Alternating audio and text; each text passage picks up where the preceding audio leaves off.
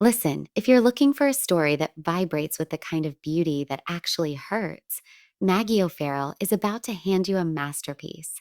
We are stepping back into the muddy, herb-scented streets of 1580s Warwickshire for Hamnet, a novel that takes the most famous playwright in history and shoves him into the background to focus on the people who actually felt the weight of his absence. This isn't a story about Hamlet the play, it's a story about Hamnet the boy, the son whose death changed literature forever, and Agnes, the fierce, ethereal, and misunderstood woman who loved him. If you want a book that feels less like a historical record and more like a living, breathing ghost story, you found it.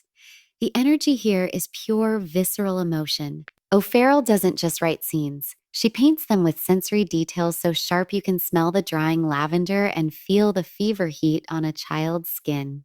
Agnes is the heart of this book.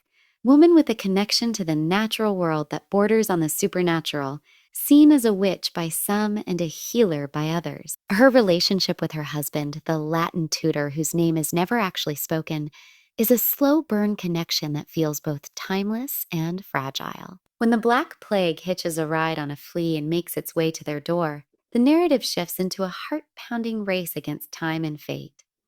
It's a devastating exploration of grief, but it's also a love letter to the resilience of the human spirit. What makes Hamnet a certified banger is the way it reimagines history through a feminine lens. It captures the quiet domestic world, the making of honey, the sewing of gloves, the tending of gardens, and shows how those small things are the foundation for the great works we study in school.